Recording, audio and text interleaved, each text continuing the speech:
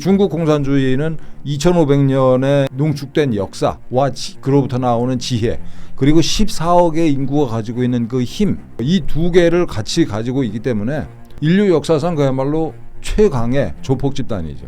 무시무시한 놈들이에요. 얘네들의 대내적인 목적은 공산당의 영구 집권이 이제 대내적인 목표고, 대외적으로는 세계 정복이에요. 대한민국에서는 중국 공산당의 역량이 어느 정도인가요? 저는 대한민국은 사실상 정말 많이 넘어갔다고 생각을 해요. 그 지방 선거라든지 교육감 선거에서는 지금 한국에서 외국인들이 투표할 수 있잖아요. 근데 그 중에서 투표하는 외국인들의 규모가 어느 정도고 그 중에 중국인들의 비율은 얼마쯤 될까요? 선관위에서 그 통계를 안 냈는데 통계가 없어요? 예. 제가 이제 반중 캠페인 하면서 제가 주장하는 건 지금 중국이랑 모든 거래를 끊자 이게 아니고 상호주의로 가자 이거예요. 상호주의. 그냥 이 화가 나요. 이게 중국 애들한테 어떻게 이렇게 나라가 이게 접수가 될 수 있냐. 그게 자존심이 상해요. 그러니까 제가. 중국 공산당은 어떤 조직인가요? 중국 공산당 나와서 이제 이 공산당을 이해할 때 제일 중요한 말이 당 국가 체제라는 거예요. 말 그대로 국가 위에 당이 군림하는 체제. 이거를 이 중국 공산당은 자랑스럽게 공개적으로 얘기를 해요. 우리는 당 국가 체제다. 당 국가 체제의 걔들의 그 논리적 배경은 뭐냐면은 프롤레타리아를 비롯해서 인민 대중은 어리석고 이기적이기 때문에, 무능하기 때문에 소수 정예, 즉 공산당이 지도를 해야 된다는 거예요. 이게 이제 소위 프롤레타리아 독재죠. 그런데 이걸 프롤레타리아 계급 전체가 독재를 할 수 없으니까, 왜냐하면 얘들은 무능하고 무식한 자들이거든요. 공산당 입장에서. 그렇기 때문에 이제 이 선택된 소수, 즉 공산당이 프롤레타리아 계급을 대신해서 독재를 해야 되는데, 그럼 언제까지 할 거냐에 대한 해답이 공산당 이론에 없어요. 그렇기 때문에 영원 무궁토록 하는 거예요. 얘들은 공산당 일당 독재를. 그래서 이게 얼마나 살벌한 현상이냐면은, 공산당을 견제할 수 있는 제도적 장치가 공산주의 체제에는 없어요. 그래서 입법부가 형식상 있고, 전국 인민대표대회라는 또 행정부가 물론 있고, 사법부도 있고, 또 군도 있는데 이 군을 포함한 4개의 중요한 이 권력 구조를 다 공산당이 지배를 하는 거예요. 그러니까 이런 체제는 부패할 수밖에 없어요. 그리고 이 공산당의 지배는 일당 독재잖아요. 일당 독재. 얘들은 일당 독재가 필요하다고 공개적으로 얘기하는 놈들이니까.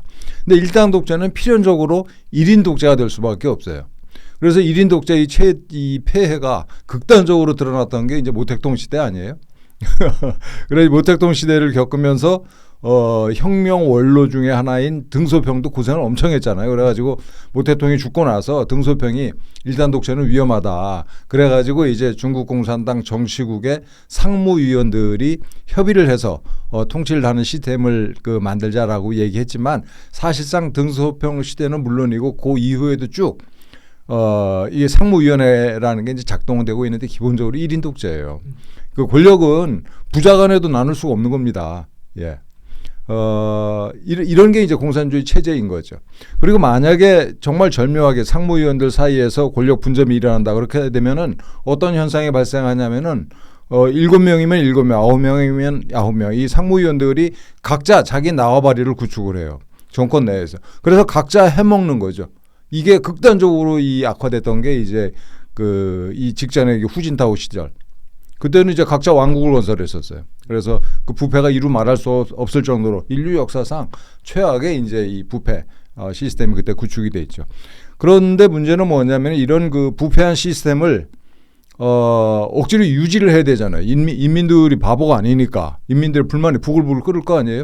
이거를 진압하기 위해서, 평상시에 이걸 억누르기 위해서 인류 역사상 볼 수 없는 최악의 독재 시스템을 구축할 수밖에 없어요. 그래서 이 독재와 부패가 상호작용을 하면서 점점 악화돼 가는 거죠. 그래서 중국 공산당은 결국 공산당은 모름지기, 멸망을 피할 수가 없어요. 이거 얼마나 이게 이 독재와 부패를 얼마나 어디까지 가져갈 수 있겠습니까? 결국은 무너지는데, 그때까지 수많은 사람들이 이제 고통을 겪는 거죠.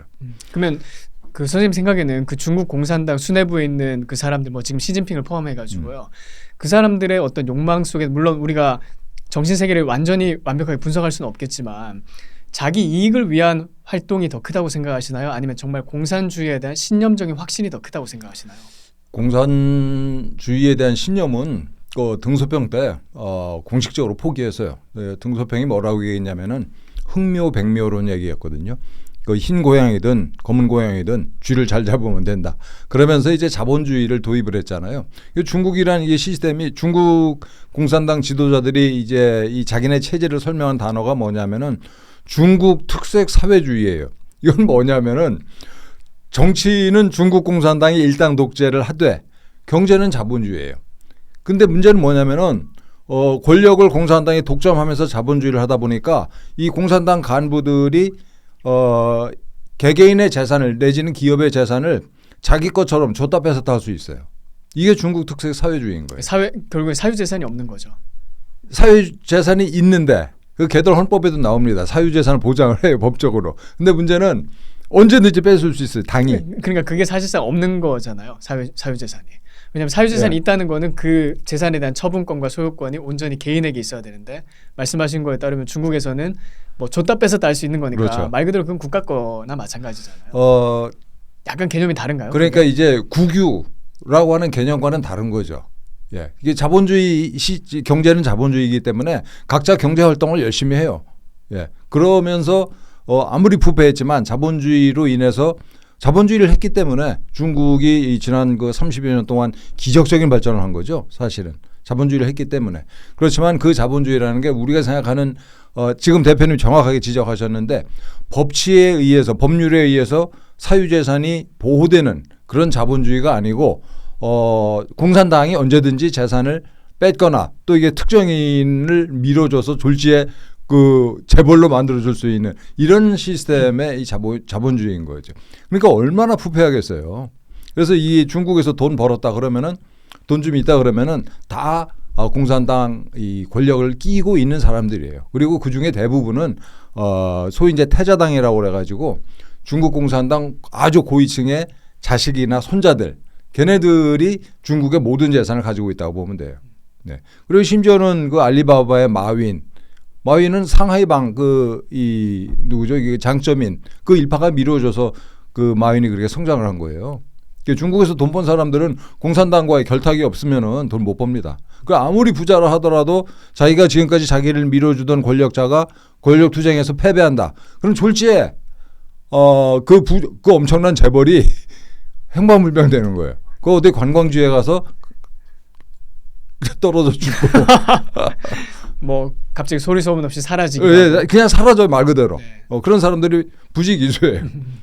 그 혹시 뭐 말씀해주신 그 부패에 대해서 좀 예시를 들어주실 수 있나요? 중국에서 있었던 어떤 부패 스캔들. 왜냐하면 일반적인 경우에는 그 와닿지 않을 것 같아요. 예. 어느 정도의 부패 스케일인지 그리고 어떤 사례가 있었는지 이게 좀 하도 많아가지고 그 후진타오의 비서실장하던 그 이름이 생각이 안 나.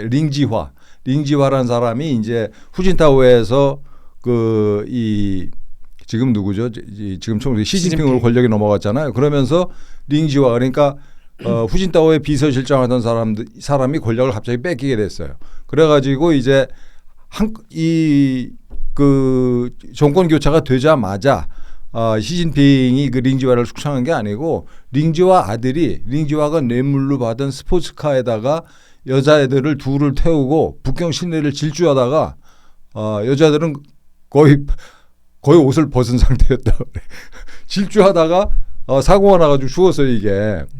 그래가지고 이제 그게 빌미가 돼가지고 링지화 나가서 후진타오 일당에 대한 숙청을 시작했는데 링지화 집안을 털었는데 거기서 뭐 금괴, 현찰 그리고 이제 각종 그 골동품 등등이 나오는데 몇 트럭을 실어냈다고 그래요. 몇 트럭이요? 몇 트럭을. 예.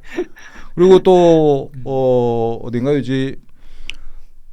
동북지방의 어느 도시인지 제가 이게 갑자기 생각이 안 나는데 그 도시 우리로 치면 이제 안양 정도 되는 이런 그 위상을 가진 도시의 이 전력국장 그 친구가 이제 이게 숙청이 되는데 부정부패 혐의로 뭐 이게 고급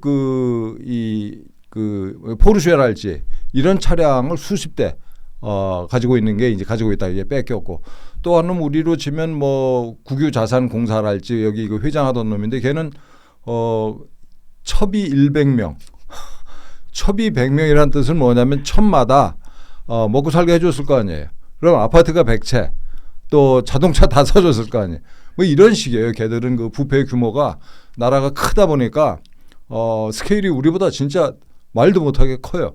그러니까 이 중국 공산당의 부패 사례는 하도 황당하게 많아가지고 이 인터넷에 한번 검색을 해보십시오. 근데 그것도 뭐 드러난 것만 그 정도지. 그렇죠. 뭐 드러나지 않은 것은 빙산의 일각은 예. 밑에는 엄청나겠어요. 예, 빙산의 일각이에요. 예. 그럼 아까 무슨 말씀해 주실 때 이제 중국 공산당의 실체에 대해서 설명을 해주셨는데 혹시 중국 공산주의 또는 중국에서 지금 운행되는 공산주의가 역사적으로 있었던 다른 공산주의와 차별화되는 점이 혹시 있을까요? 예를 들어서 뭐 구소련의 공산주의도 있었고 쿠바는 지금도 공산주의를 하고 있잖아요. 네. 그러니까 그런 나라들과 중국의 공산당 또는 공산주의가 다른 점은 어떤 게 있을까요?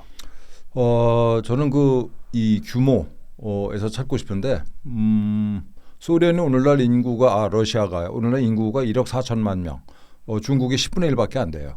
그리고 그 광대한 영토를 지키느라고 인구가 이제 대부분 우라산맥 이제 서쪽에 모여 살고 우라산맥 동쪽으로는 인구가 듬성듬성이 있죠.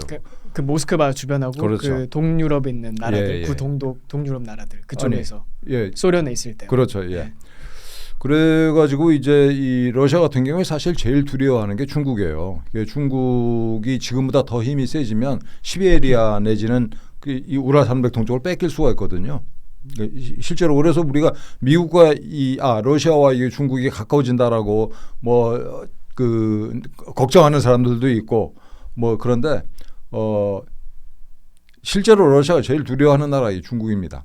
그 정도로 무시무시한 나라예요, 중국은. 그래서 첫째는 그렇고 중국이라는 게 이 14억이라고 하는 인구 규모 그리고 오늘날에는 우리가 이렇게 좀 이게 비웃고 그러지만 중국은 18세기까지만 해도 세계 최강대국의 압도적 지금 미국이 누리고 있는 위상을 그때 중국 청나라가 가지고 있었어요. 예, 그 정도의 그 역사적 전통을 가진 나라고 무엇보다도 적어도 2,500년의 역사를 통해서 축적된 각종 농축된 지혜 아무리 공산당이지만 지혜를 그 족속이 가지고 있어요. 그래서 2,500년 전에 이미 손자병법을 만들어낸 나라거든요. 2,500년 전에. 그래서 중국은 그리고 이제 최근에 이제 AI 관련해서도 이게 중국이 아주 놀라운 성과를 보여주고 있고 심지어는 이제 아주 고급 반도체도 걔들이 직접 만들어낸다 뭐 이렇게 난리를 치고 있는데 그리고 전 세계 이제 이 전기 자동차 뭐 나아가서는 자율주행 자동차도 사실 테슬라를 넘보고 있잖아요. 그 정도로 무시무시한 저력을 가지고 있는 나라예요. 그래서 이게 중국 공산주의는 2,500년의 이 농축된 역사와 그로부터 나오는 지혜 그리고 14억의 인구가 가지고 있는 그 힘, 이 두 개를 같이 가지고 있기 때문에 인류 역사상 그야말로 최강의 조폭 집단이죠. 무시무시한 놈들이에요. 그래서 우리가 중국은 심지어는 중국이 얼마나 무시무시하냐면은 트럼프 대통령이 이제 캐나다를 51번째 주로 편입시켜야 된다라고 하는 이유 중에 하나가 그냥 공개적으로 얘기를 안 하는데 캐나다는 사실 지금 거의 중국 공산당의 뭐라고 해야 되나 포섭이 돼 있는 나라예요. 지금 이제 이 카니 수상인가요? 새로 최근에 캐나다 수상된 사람. 그 사람은 몇 년 전에 공개적으로 이게 중국 공산당을 이렇게 떠받들던 사람입니다. 진중 인사인가요? 예.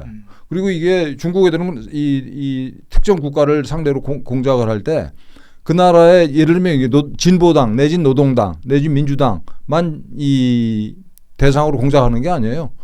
둘 보수 진보 다 대상으로 공작을 하는데 얘네들이 무서운 놈들이에요.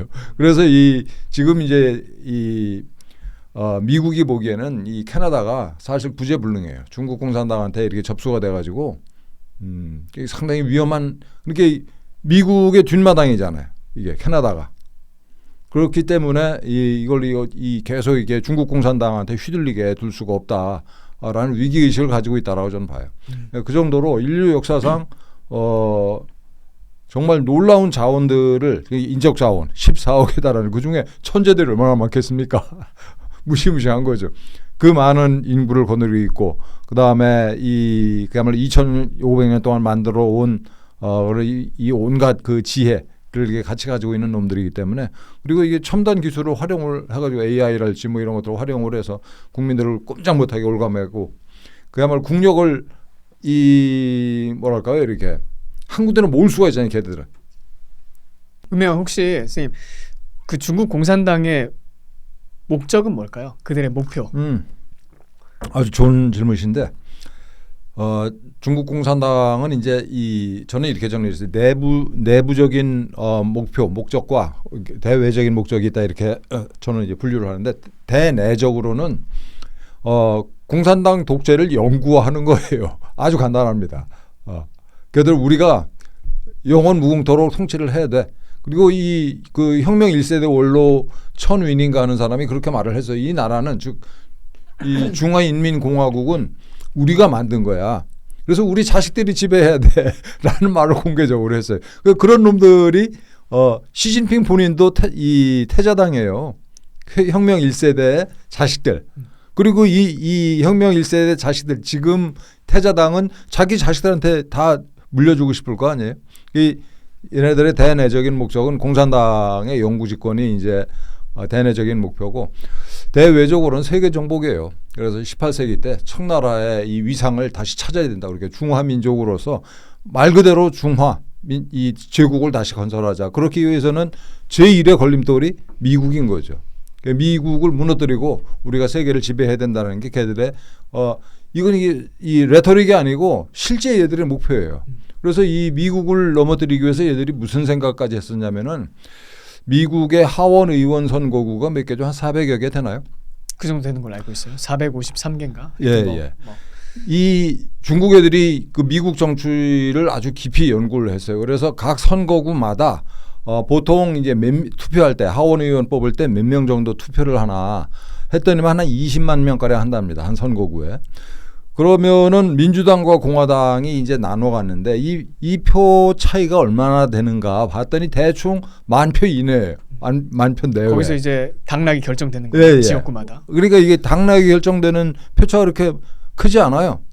그래서 이게 중국 애들이 무슨 생각을 지들끼리 모여가지고 이 토론을 했냐면은 각 선거구마다 중국 사람들을 몇천 명이라도 갖다 놓으면 전체 선거구를 우리가 원하는 사람으로 하원 의원을 맡길 수 있다 이런 얘기를 자기들끼리 했어요. 얘들은 이게 가능하죠. 인구가 많으니까. 그래서 요즘에 보면은 이제 그 미국 각지에 주로 이 캘리포니아랑 뉴욕주 이쪽에 이제 중국 애들이 많이 살거든요. 중국에서 이제 이민 간 사람들. 거기는 이 주지사랄지 무슨 하원 의원, 하원 의원 뭐 등 시장 선거할 때 각종 선거할 때 중국인 커뮤니티의 눈치를 안 볼 수가 없어요. 그러면 아까 말씀하신 뭐 구체적으로 이제 중국이 미국을 대체하는 어떤 세계 초강대국 슈퍼파워로 자기들의 지위를 확고히 하는 것, 쉽게 말해서 중화 사상을 뭐 전 세계로 확대시키는 거, 뭐 이제 그게 목표라고 말씀해 주셨는데요. 미국에서 어떤 구체적인 공작을 하고 있을까요? 선거구에 대한 어떤 직접적인 간접적인 개입뿐만 아니라 다른 활동도 많이 하고 있을 것 같거든요. 예. 뭐 우리가 생각할 수 있는 모든 활동을 다 한다고 봐야죠. 그 전에 한 가지 더 말씀드리고 싶은 게 이게 이 중국 공산당은 왜 세계 정복을 꿈꾸는가? 걔네들이 중화 사상이 있어요. 또 하나는 이제 그 밑에 심층에 깔린 거는 이게 인민의 분노가 너무나 이게 오랫동안 농축이 돼 가지고 언제 폭발할지 몰라요. 그래서 인민의 분노를 다른 나라에 대한 적대감 내지는 그 중화 사상, 이게 소위 이제 국뽕으로 이렇게 이 세뇌를 하는 거죠. 중국 공산당이 적이 아니고 우리는 중화 제국을 건설하기 위한 전위대야. 니들은 우리를 열심히 따라와야 돼라고 하는 그렇게 하기 위해서라도 이렇게 인민의 불만을 억누르고 불만을 다른 데로 돌리기 위해서라도 이게 세계 정복을 계속 추진하죠. 계속 그래서 그 저 남진하에 이런 데서 엉뚱한 데다 세멘 들이붓고 지네 땅 만들고 이러는 거 그 넓은 남진하에가 다 얘들 거예요. 얘들은. 그러면서 이제 중국 인민들을 세뇌하는 거죠. 국뽕 이거 옛날에 다 우리 바다였는데 중국 공산당이 다시 찾았어. 이런 게 하나 있고 또 하나는 중국 공산당이 워낙 약점이 많은 집단이기 때문에 그 중국 공산당 주변에 자유민주국가의 존재 자체가 얘들한테는 핵무기보다 더 무시무시한 위협인 거예요. 그래서 체제에 대한 위협으로. 그렇죠. 체제에 대한 위협이죠. 그 홍콩 인구가 겨우 700만 조금 넘는데 홍콩을 이게 짓 밟아버렸잖아요. 그 홍콩에서 흘러나오는 그 자유의 향기, 그걸 견디지 못한 거예요. 중국 공산당. 왜냐하면 그게 확산되면 중국이 무너지니까. 특별히 선생님 홍콩 말씀해 주셔서 그런데 이제 홍콩뿐만 아니라 대만 같은 경우에도 네. 중국이 더 기를 쓰고 압제를 하려고 하고 더 이렇게 억누르려고 하는 이유는 아무래도 같은 인종이니까 그런 것도 있는 것 같아요. 예를 들어서 홍콩이나 중국 같은 경우는 거기도 뭐 그 한족들이 많이 살고 있었잖아요. 뭐 지금도 마찬가지고요. 근데 인종은 같고 언어도 거의 비슷하지만 그 사람들이 아이디어, 다시 말해서 사고방식과 가치관을 자유민주주의와 시장경제와 어떤 민주 보편적인 가치를 받아들이니까 중국 본토보다 훨씬 더 잘 살잖아요. 그렇죠. 그리고 훨씬 더 행복하게 살잖아요. 자유롭고. 네. 근데 거기에 대해서 만약에 본토에 있는 아까 말씀하신 그 인민들, 밑바닥에 있는 인민들이 그것도 몇 억 명 되겠죠. 뭐 엄청 많은 인민들이 이제 대만이나 아니면 홍콩의 사례를 보면서 저기는 공산당이 없어도 더 잘 먹고 잘 사네, 더 자유롭게 살고 있네. 그렇게 보면 이제 그게 내부를 붕괴시키는 굉장한 어떤 기폭제가 될 수 있다는 생각도 많이 들거든요. 예. 그래서 더 신경을 쓰는 것 같아요. 예. 그래서 이 대만을 접수하고 싶죠. 예. 그래서 실제로 전쟁을 도발할 수도 있어요. 대만을 상대로. 저는 지금 뭐 2027년 뭐 이런 데드라인도 많이 나오고 있잖아요. 이렇게 말씀드린 이유는 이 사람이 이 꼭 살아가면서 합리적인 선택만 하는 게 아니에요. 가끔 정말 멍청한 짓을 하거든요. 한 나라의 지도자도 마찬가지입니다. 국가도 마찬가지예요. 그래서 이 시진핑이 더 늦기 전에 대만을 접수해야 되겠다라는 정말 오판을 할 수도 있는데 어쨌든 이게 홍콩이나 대만을 못 견뎌야 하는데 미국의 존재는 어떻겠습니까? 미국을 그냥 둬가지고서는 공산당 일단 독재를 할 수가 없는 거예요. 미국이라는 그 중국 인민 입장에서는 그 낙원이 있는 이상은 그래서 그걸 낙원을 무너뜨리고자 하는 거죠. 이런 여러 가지 요인들이 겹쳐져 가지고 중국 공산당의 이제 목표는 미국을 무너뜨리고 중화 제국을 건설하는 거예요. 네. 중화 제국을 아까 그 구체적으로 어떤 활동을 하고 있는지 한번 얘기해 주시죠. 예. 미국에서. 정말 여러 가지인데 이제 이 경제적으로 물론 이제 다양한 방식을 통해서 우선 유학생들이랄지 뭐 이렇게 이 중국의 학자들 보내가지고 각 대학에 보내서 이 중국의 이제 미국의 기술을 훔쳐가는 거 뭐 이런 게 아주 기본적인 일이고 그다음에 이 미국의 이제 주요 대학에 중국 공산당이 돈을 엄청 써요. 이 대학의 이제 기부금 형태로 그래가지고 그 대학의 분위기 자체를 친중으로 바꿔가는 거죠. 지금 액수가 생각이 안 나는데 작년에만 기천억 원을 썼습니다. 몇 백억이 단위가 아니고 작년에만 그 정도로 이제 이 미국 사회를 친중으로 이 분위기로 이게 바꾸려고 애를 쓰고 또 하나는 직접적으로는 이제 이 자기들 말을 듣는 정치인을 양성을 해요. 그래서 예를 들면 대표적인 인물이 이제 에릭 스월웰이라고 캘리포니아를 이제 이 지역구를 둔 정말 유능한 사람인데 이 사람이 거기 조그만 시의회 의원이었었어요. 이 젊은 시절에 지금도 젊지만 그 친구가 그때부터 이제 중국 애들이 접근을 해가지고 이 선거 운동을 캘리포니아는 이제 중국인 인구가 특히 이제 그 일대에서는 중국 인구 비율이 30% 정도 돼요. 그래서 중국인들한테 밉보이면은 뭘 할 수 없는 지역에 거기 이미.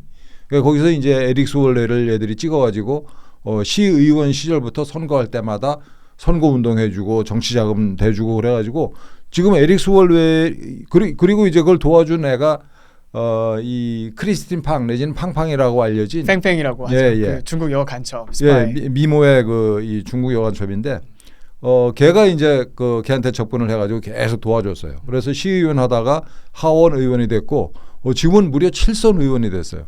이 에릭 스월웰이 이 팡팡이랑 놀아놨다. 그렇게 섹스 스캔들이 터졌잖아요 그때 당시에. 그거는 증거가 없었어요. 아 증거 없었어요. 예, 예. 언론에서 그 보도가 많이 돼가지고 저는 두 사람이 연문설이 있었다고 예, 알고 예. 있었거든요. 근데 그게 그 증거가 없어요. 아직 보도가 안 됐습니다. 야, 이제 그런 가능성이 크다. 그렇죠, 궁금하다. 이제 예. 그런 쪽으로 얘기가 나오는. 그러니까 에릭 스월웰 말고 그 주변에 이제 여러 시장 시의원들이랑 동침했다. 그거는 다 잡아냈는데 FBI가 그 에릭 스월웰이랑 잤다. 이거는 찾아내질 못했어요. 스모킹 건 없었다. 예. 그 사안에 대해서. 예, 어쨌든 에릭 스월웰을 계속 키워가지고 무려 7선에 중진 하원 의원을 만들어냈어요. 저는 에릭 스월웰 굉장히 똑똑한 친구입니다. 의욕도 있고 그래서 저는 나중에 대통령 후보로 민주당의 대통령 후보로 나오지 않을까라고 주시하고 있는 인물이에요. 그 지금 그 낸시 펠로시 그 전 하원 의장이 에릭 스월웰을 엄청 챙겼어요. 네. 이런 식으로 이제 미국의 그 중요한 그 정치인한테 접근해가지고 그 정치인을 키우는 거예요. 친중 정치인. 에릭 스월웰이 이제 머지않아 상원 의원이 될 때가 벌써 7선인데. 근데 참 놀라운 게 미국 같은 나라에서 에릭 스월웰 스캔들이 터졌는데 네. 아직까지 현역 정치인으로 그렇게 활동한다는 게 참 놀라워요. 그게 미국이 그만큼 이렇게 뭐 참 구멍이 많은 나라가 됐나 그런 생각도 좀 들고요. 아니면 뭐 지역구 특수성도 좀 있을 것 같아요. 그 말씀하신 대로 중국인들이 많을 테니까. 그 중요한 요인이죠. 그 지역구 구성이. 우리나라도 그렇지만 미국도 선거를 하면은 대개 표가 이제 양분돼요. 이렇게 비슷하게 갈라지는데 여기서 예를 들면 이제 5% 유권자의 5%만 한쪽 편을 들어주면은 그쪽이 당선이 되는 거예요. 이게 선진국이 다 그렇습니다. 우리도 그렇고. 지난번에 제가 늘 얘기입니다만은 이 지난 지방선거 때 경기도지사 선거할 때 김동연하고 김은혜 붙은 표 차이가 만 표 차이도 안 났어요. 근데 이제 경기도의 지방선거는 이제 이 영주권자들도 투표를 하니까 영주권자들이 3만 명이 넘게 삽니다. 투표권을 가진 영주권자 경기도에 이런 거예요. 그러니까 몇 표 안 되지만 이 대개 이제 정치 지형이 이게 이 양분돼 있는 이런 이 자유민주 국가들 얘기하는 거예요. 호주도 그렇고 캐나다, 미국 다 마찬가지입니다. 그래서 얼마 안 되는 표 응집된 이 얼마 안 되는 표가 승패를 결정을 하는 거죠. 그게 어떻게 보면 이 민주주의 특별히 다당제가 아니고 양당제가 공고한 나라들의 좀 약점이라고 볼 수 있겠네요. 그렇죠. 그리고 이제 이 공산주의에 비해서 이제 우리 자유민주 국가가 가지는 결정적인 약점은 뭐냐면은 이거를 잘 생각을 덜 안 하시는데 정말 중요한 얘기입니다. 이거 공산 국가는 통치를 하는데 법률이라는 게 필요가 없어요. 그냥 당에서 시키면 다 하는 거야. 그냥 하루아침에 재벌을 행방불명시키는 나라예요. 말 그대로. 이런 나라예요. 그러니까 그리고 우리가 그 한한령이라고 우리 문화 콘텐츠에 우리 문화 콘텐츠가 중국에 들어가지 못하잖아요. 한한령의 법적 근거가 없어요. 지금도 그게 막혀 있어요. 예, 지금도. 그리고 이 한한령과 관련된 문서 하나 없습니다. 중국 공산당에 낸 문서가. 근데 이렇게 철저하게 이제 한한령이 지켜지는 거죠. 이게 공산당이에요. 거기는 법률이 필요가 없어요. 근데 이제 법률을 만드는데 걔들이 왜 만드냐 하면은 법률이 없이 통치할 수 있는데 법률을 만드는 이유는 아주 간단히 다른 나라에 보여주고 자기네 국민들 중국에도 양심적인 인사들이 있을 거 아니에요. 우리도 법치를 하자. 너무나 지대한 요구, 당연한 요구인데 그래가지고 우리도 법률이 있다라고 이제 하려고 이제 걔들이 법률을 만드는데 기본적으로 법률이 필요가 없이 통치를 하는 데가 공산국가예요. 근데 우리 자유민주국가는 법치 국가예요. 예. 말 그대로 이 중국 공산당 간첩이 이제 활동하는 걸 뻔히 보고 있으면서도 우리 국정원의 경찰에서 저 새끼 저 간첩이다 보고 있으면서도 손을 못 대요. 그걸. 관련 법규가 없으니까. 법이 없어서. 특히 이제 우리 이 중국 간첩은 우리가 간첩으로 못 잡습니다. 놀랍게도 우리나라 간첩법의 맹점인데 그래가지고 누구예요? 저 동방명주 사장 왕해군 이 친구를 우리 국정원이랑 경찰이 간첩죄로 엮어 넣지를 못하고 식품위생법 위반. 그 중국집 경영하고 있었으니까요. 예. 그 벌금 뭐 얼마나 몇백만 원 됐을 거야. 그리고 일단 그거는 유죄 판결을 받아도 코미디잖아요. 솔직히 나라 입장에서 쪽팔리는 일이죠. 그거는. 이 간첩법 그 다른 얘기인데 간첩법 개정 빨리 해야 되는데 민주당 이재명이랑 이 민주당이 지금 가로막고 뭉개고 있어요. 최근에도 그 간첩법 이제 그때 이제 적국을 외국으로 바꾸는 예, 그 예. 간첩법 개정안을 국민의힘에서 냈는데 예. 민주당에서는 결사 반대해가지고 아직도 계류 중인 걸로 알고 있거든요. 그 심지어는 민주당의 그 박지원 의원을 비롯해서 민주당에서도 이 간첩법 개정안 발의한 사람들은 몇 해요. 그런데 이제 세게 밀어붙이지 않는 이유는 이 민주당의 그 간첩법 개정안 발의한 사람들이 저는 쇼를 했다고 봐요. 우리 민주당이 우리 친중국 공산당 간첩 옹호 정당이 아니다라는 걸 보여주기 위해서 발의만 해놓고 법사위에서 뭉개고 있는 거죠. 지금. 그럼 지금 한국에서는 말씀하신 뭐 미국 케이스도 있고 여러 가지 상황 가운데 대한민국에서는 중국 공산당의 그 어떤 역량 또는 그 안에 침투된 어떤 그 확장성 아니면 그 역량이 어느 정도인가요? 저는 그 대한민국은 사실상 캐나다만큼은 아닐지라도 정말 많이 넘어갔다고 생각을 해요. 지금 소위 이제 한중 의원 연맹이 여당 야당 의원 100 현재 이제 102명인가 그런데 한중 의원 연맹이 지금 뭐 만들어서 몇 년째 활동 중이고 또 국회 내 한중 연맹의 이제 자매 단체 지금 정확한 이름은 제가 지금 기억을 못 하고 있는데 그러니까 한중 경제 협력체 같은 거를 국회 직속 사단법인으로 만들었어요. 그래서 거기 이제 그 사단법인 그 대표로 움직이는 사람이 그 한팡밍이라고 소위 이제 그 중국 공산당의 그 통일전선 공작기구 차하얼 학회라는 게 있어요. 이 학회의 이제 그 대표로서 정말 이 대한민국을 상대로 한 통일전선 공작의 뭐라고 해야 되나요? 선두라고 해야 될지 그런 아주 중요한 인물이 지금 국회 직속 이 사단법인의 공동대표를 맡고 있을 정도로 중국 공산당이 그야말로 깊숙이 침투해 있죠. 근데 그것도 좀 웃기네요. 왜냐하면 중국에는 국회가 없잖아요. 그러니까 뭐 국회 한중 뭐 국회의원들 교류한다, 뭐 의원 교류를 한다고 하려면 중국에도 대등한 카운터파트가 있어야 되는데 중국에는 의원이 없잖아요. 민주적 절차를 통해서 당선된 사람들도 없는데 그런 걸 만들어낸다는 게 참 웃기네요. 한미 뭐 의원 협회 이런 건 없는 걸로 알고 이제 있거든요. 최근에 만들어졌어요. 최근에 만들어졌어요. 그게 지난달 초인가 뒤늦게 만들어졌습니다. 거기는 이제 무려 한 160명 정도가 참여를 하고 있는데 제가 그동안 몇 년 동안 그걸 외쳤던 사항이죠. 사실은 이게 무슨 놈의 한중 의원 연맹이냐, 한미 의원 연맹이 없는 나라에서 그래서 이제 뒤늦게 만들어지긴 했는데 한미 의원 연맹 그 공동 대표가 그 국힘당의 조경태 의원님, 그다음에 저 더불어민주당의 정동영 의원 두 분이 이제 공동 대표를 하고 있어요.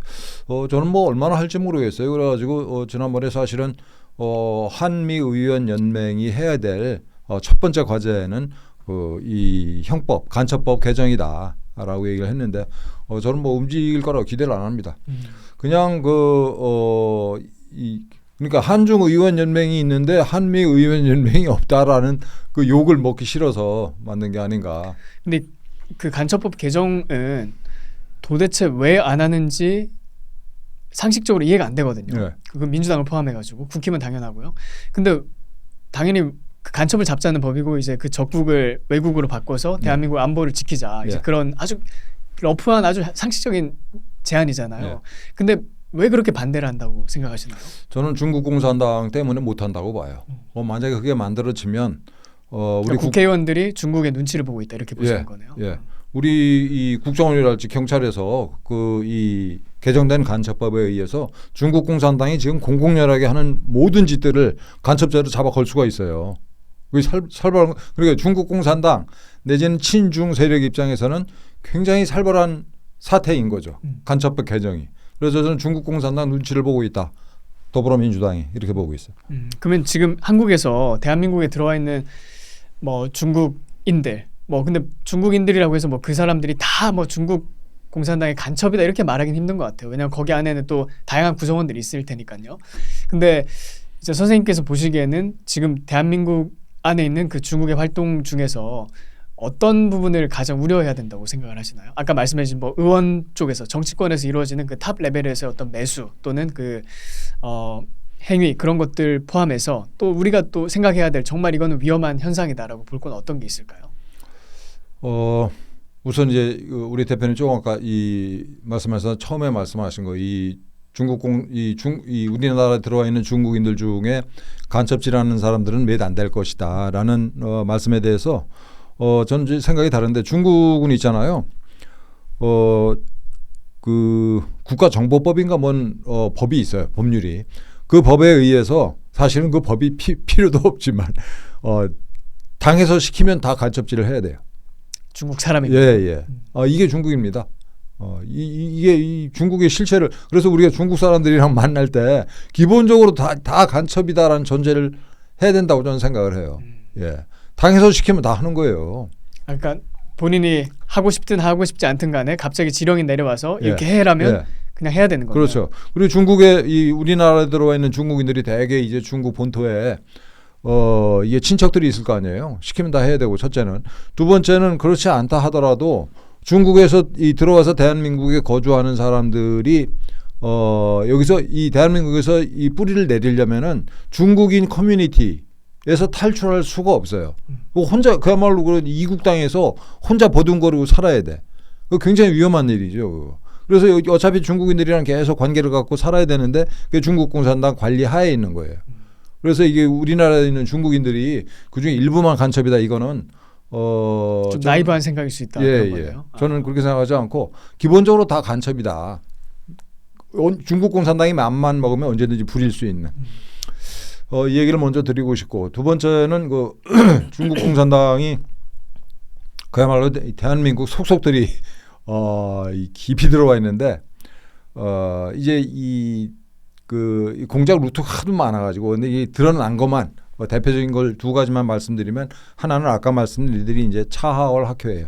차하월이라는 거는 지금은 없어진 그러니까 이 북만주랑 이제 몽고 사이에 있었던 공산화되기 이전에 그 행정구역이에요. 그 이름을 이제 이게 이 중국 공산당이 갖다가 차하월 학회라는 걸 만들었는데 그 대표가 이제 한팡밍이라는 그 사람이에요.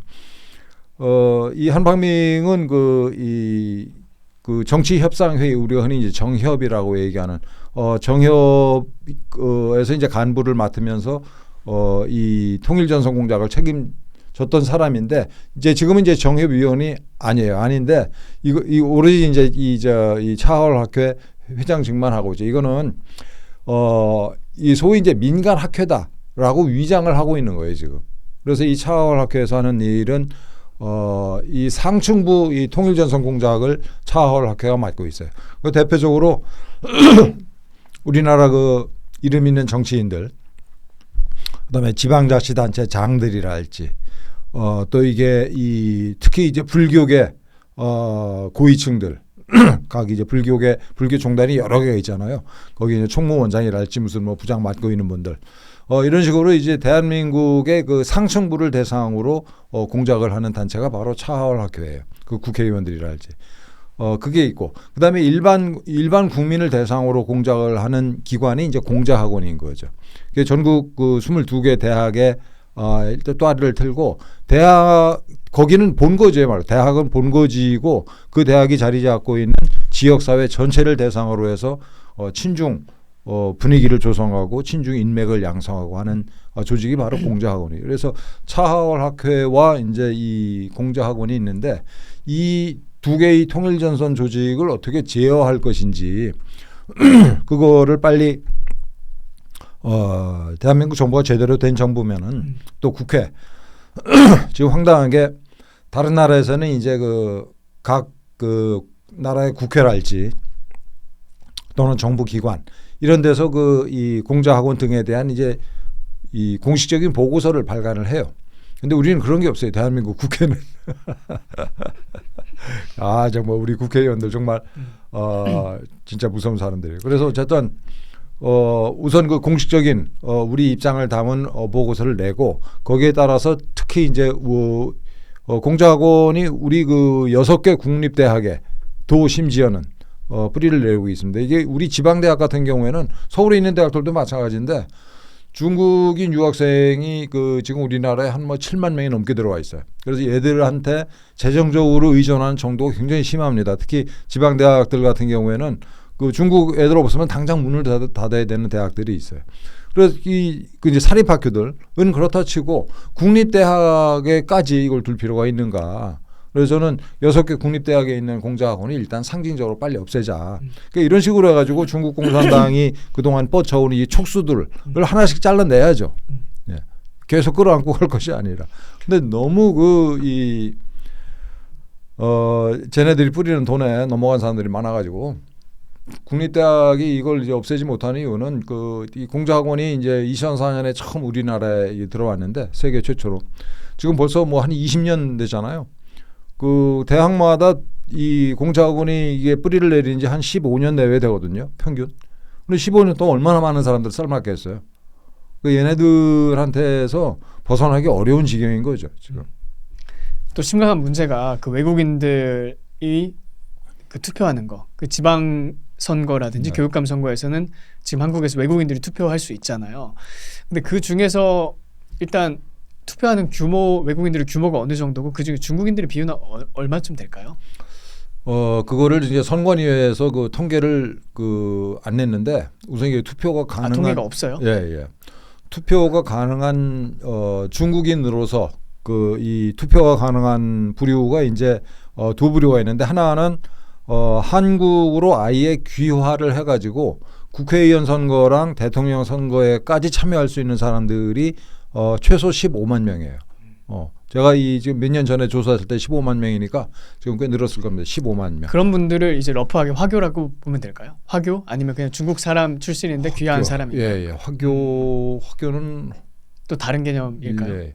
화교를 뭐라고 정의를 해야 될까요? 화교는 예를 들어서 선생님 방금 말씀하신 그런 개념 안에 화교도 있지만 조선족도 포함이 될 것 같거든요. 근데 이제 조선족 같은 경우에는 저도 어떻게 이걸 정의해야 할지 고민하다가 중국인들이에요. 중국인들이죠. 예. 영어로 말하면 그냥 코리안 차이니스가 아닌가 그렇죠. 싶어요. 예. 중국인들이에요. 저희가 미국 교포들 얘기할 때 코리안 아메리칸이라고 하듯이 그 사람들은 에트닉하게는 코리안이지만 정체성은 중국인이니까 네. 그냥 코리안 차이니스가 아닐까 이렇게 생각을 하거든요. 이 한국인 국적을 취득한 사람들마저 스스로의 정체성은 나는 중국인이다라고 생각하는 사람들이 많아요. 조선족 출신이요. 예, 조선족 그렇죠. 조선족뿐만 아니라 뭐 다른 중국인들도. 사람들, 중국인들이. 그래서 위장 귀화한 사람들은 물론이고 위장 귀화를 하지 않았다 하더라도 한국 사람들이 중국인들한테 정서적으로 이렇게 살갑게 대한 것보다는 마음의 상처를 준 경우는 너무나 많아요. 한국 사람들이 중국 사람들. 예. 우리가 이제 반성할 부분인데 그렇게 이제 몇십 년을 그렇게 뭐랄까요, 수모를 당하면서 살다 보니까 그런 뭐랄까 이게 적개심이랄지 원한 이런 걸 품은 사람들이 많죠. 어쨌든 근데 이게 듣다 보니까 참 어려운 문제인 것 같아요. 왜냐하면 아까 뭐 선생님 말씀하신 것처럼 한국에 들어와 있는 모든 중국인들은 잠재적으로 중국 공산당의 지령에 따라서 간첩이 될 수 있는 상황이잖아요. 왜냐하면 그 법에 따라 그렇게 돼 있으니까. 네. 이거를 뭐 저희가 과도한 어떤 뭐 싸잡아 비난을 한다 아니면 뭐 마타도를 한다 그런 게 아니고 현실적으로 그게 가능한 상황이잖아요. 네. 그렇기 때문에 이거를 주의해야 되는 동시에 또 그들에게 근거 없는 적개심을 개인 차원에서 표현하게 되면 또는 이게 온라인 차원에서 어떤 뭐 중국인에 대한 과도한 비하, 인민에 대한 비하로 이어지게 되면 그 중에서도 대한민국이나 아니면 한국 사회에 대해서 친화적인 감정을 가지고 있는 사람들도 마음이 돌아서 오히려 더 큰 적개심이 생길 수도 있잖아요. 그렇죠. 그러니까 이게 참 풀기 힘든 방정식 같다는 느낌도 많이 네. 들어요. 굉장히 어려운 문제예요. 그래서 사실은 그 정부에서 이 문제, 그러니까 이 대한민국 인구가 지금 줄어들고 있잖아요. 이런 상태에서 이민 정책을 어떻게 가져가야 될 것이냐, 이거를 제대로 된 위원회를 꾸려가지고 그 연구를 했어야죠. 하고 있어야 되는 거죠 지금. 지금 이건 다른 얘기입니다만 서유럽 같은 경우, 영국을 비롯한 서유럽 같은 경우에 이미 이슬람 이민자 비율이 전체 인구의 5% 내지 10%나 차지해 각 국에서. 얘네들끼리 해방구를 만들었어요. 그리고 앞으로 더 늘어나면 늘어날지 줄어들진 않잖아요. 예. 자녀를 많이 낳으니까.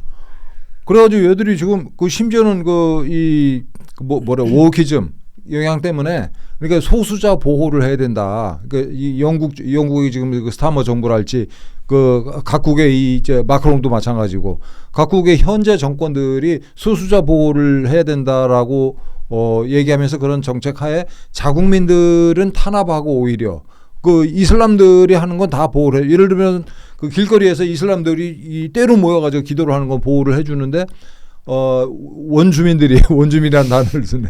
원래 살던 유럽인들이 길거리에서 성경을 읽는 거는 잡혀가요. 영국에서 실제로 있는 일이에요. 이게. 이런 미친 짓을 지금 하고 있단 말이에요.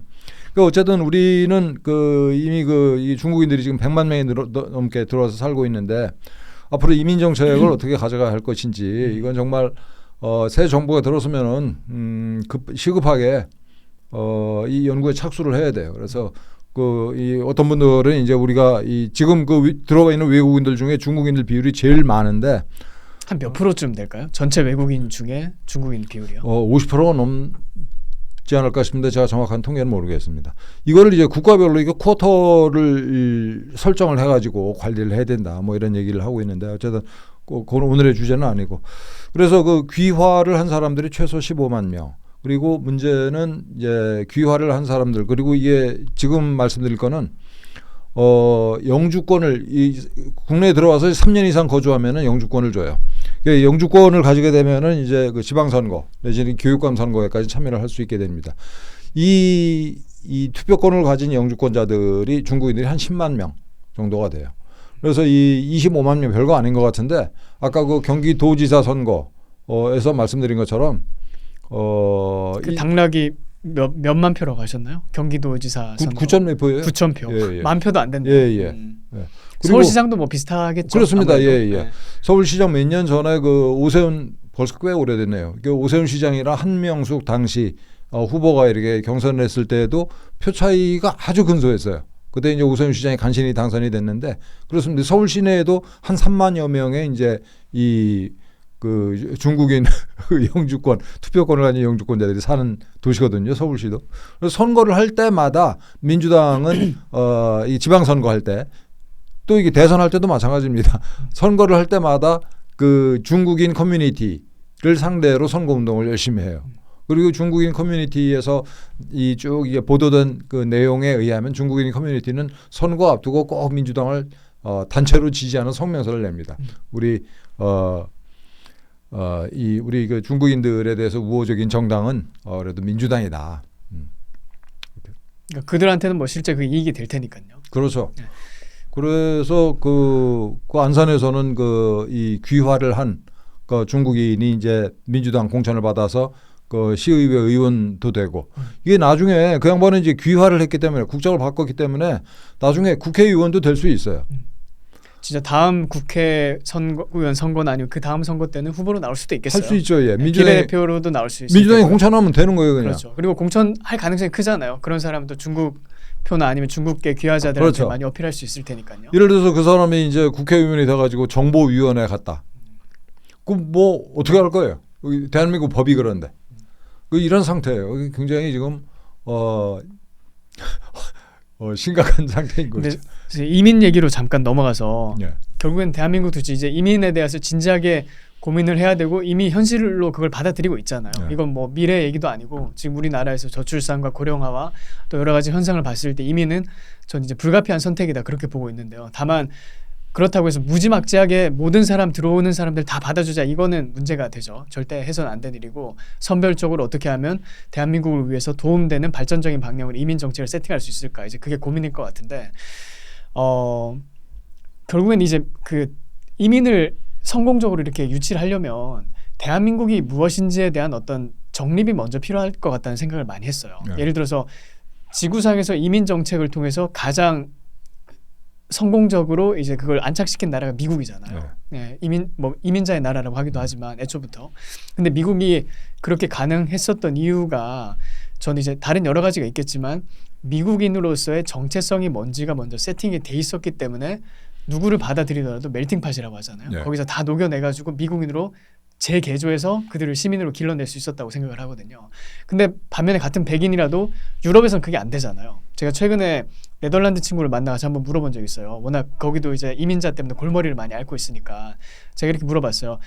What does it mean to be Dutch? 이렇게 물어봤어요. 그러니까 네덜란드 사람이 되는 건 도대체 무슨 의미야? 이렇게 물어봤더니 걔도 그런 질문을 처음 들어본 것 같더라고요. 그냥 멍하니 이렇게 하다가 백인 남자였는데 이렇게 한 몇 초 동안 고민하다가 그냥 우리나라 와서 법 잘 지키고 우리를 리스펙트하면 된다 이렇게 얘기를 하더라고요. 네. 그러니까 애초에 걔네들도 그런 고민 자체가 없는 거예요. 네. 그 네덜란드 사람이 된다는 게 뭔지, 독일인이 된다는 게 뭔지, 브리티시가 된다는 게 뭔지 그게 없으니까 그냥 다 받아들이자. 우리 과거에 식민지도 막 지배했고 하니까 좀 사죄하는 차원에서 멀티컬처럴리즘 이러면서 받아들이다 보니까 그 구심점이 없는 상태에서 막 이제 사람들을 받아들이니까 지금은 그 구심점마저 다 녹아서 없어진 그런 상황이라고 생각을 하거든요. 네. 그래서 좀 약간 제 말이 좀 길어졌을 수도 있는데 선생님 생각하시기에 대한민국이 지향해야 될 어떤 그 한국인으로서 정체성 그리고 대한민국 사람이 된다는 건 어떤 의미라고 생각을 하시나요? 이런 거에 대해서 고민하는 외국인들 많이 있을 것 같아요. 왜냐하면 요즘에 귀화 많이 하잖아요. 한국으로 와서 이제 사람들이 귀화하고 한국 사람 돼서 패스포트 상으로는 한국인이 됐는데 여전히 소외를 많이 느끼는 거예요. 내가 과연 한국 사람일까? 국적은 한국 사람이 됐는데 과연 내가 이 사회 가운데 진짜 나를 한국 사람으로 인정해 줄까? 내가 과연 여기 동화될 수 있을까? 내가 자녀를 낳으면 그 자녀가 대한민국 사람을 인정을 받을 수 있을까? 이런 고민을 많이 하거든요. 근데 이런 사람들은 여기에 와서 대한민국을 좋아하고 사랑하고 세금도 성실하게 내고 잡도 열심히 하고 또 여기서 정착해서 뭔가 삶을 좋은 방향으로 만들고 싶은 사람들이 많이 있어요. 그래서 저는 이런 고민을 많이 했었는데 선생님은 어떤 생각을 가지고 계신지 궁금하거든요. 정말 어렵고 중요한 과제인데 그 미국 얘기 먼저 말씀드리면 미국이 이제 멜팅팟인데 그게 그냥 멜팅팟이 아니고 초기에부터 상당 기간 동안 그 이민자로 간 사람들이 대부분 기독교인들이었어요. 각 나라에서 갔지만 기본적으로 기독교라고 하는 이 종교가 그 이 다양한 민족 뭐 이게 아일랜드계도 있고 뭐 독일계도 있고 그 이태리 사람들도 있고 다 있지만 다 기본적으로 기독교인들이었거든요. 그게 이제 미국이라는 사회의 저변을 단단하게 묶어주고 있었기 때문에 그 후에 그 다른 종교를 가진 사람들 이게 예컨대 뭐 이게 중국인들이랄지 등등이 갔어도 이게 그 사회가 지탱이 됐던 거죠. 요즘에 흔들리고 있습니다만 어쨌든 종교의 힘을 빼고서는 미국을 이해할 수가 없다. 이 기독교가 미국을 이제 오늘날까지 끌고 온 기본적인 저력이다라고 정신적인 어떤 지주 역할을 했다는 그렇죠. 거예요. 예. 사람은 아니지만 어떤 철학으로서 그렇죠. 기독교예요. 제가 볼 때는. 근데 이제 우리나라 같은 경우에 우리나라도 물론 이제 세계적인 기독교 강국 이런 표현이 맞을지 모르겠습니다만 그렇긴 한데 기독교가 과연 그 지금 그 국민들의 이게 구심점 역할을 하고 있는가? 그 종교적으로 따져서 이제 불교와 기독교 또 뭐가 있을까요? 우리나라 종교가 어쨌든 크게 이렇게 천주교도 뭐 크게 이게 넓게 봐서 기독교라고 보고.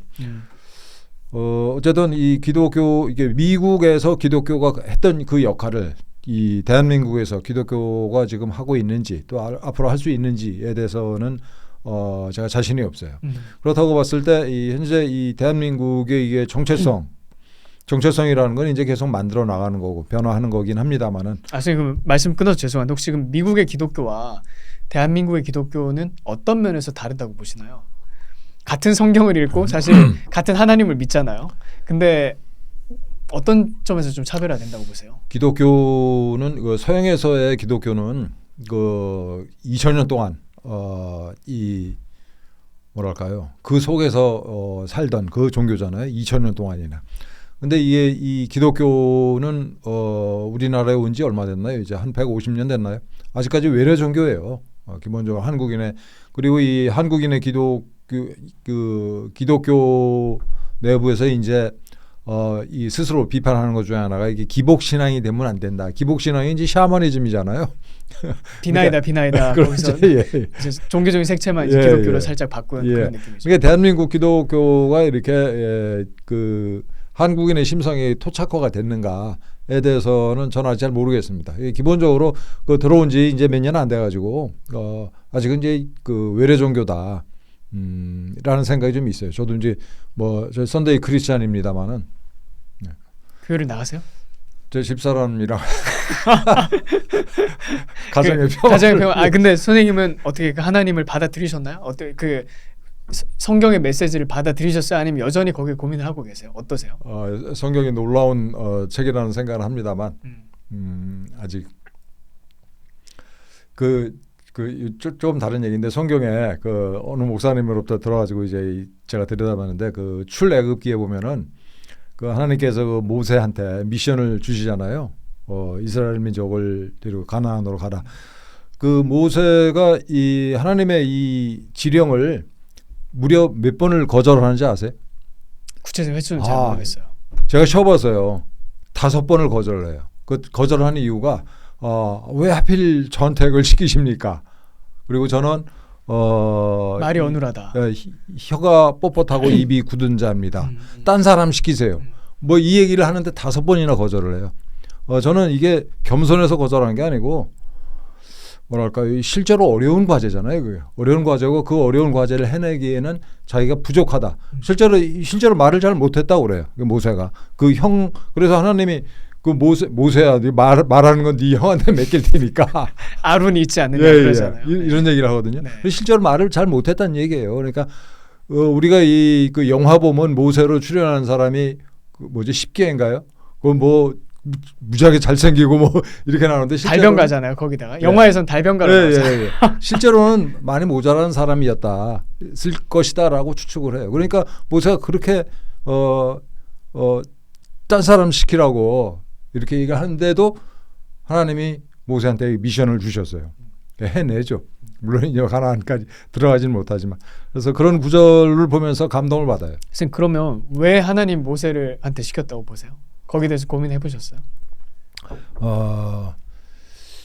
저는 그 하나님이 그 아주 탁월한 사람한테 미션을 주는 게 아니라 보통 사람 내지는 약간 모자란 사람 한테 그 어려운 일을 미션을 주신다라고까지만 생각을 했어요.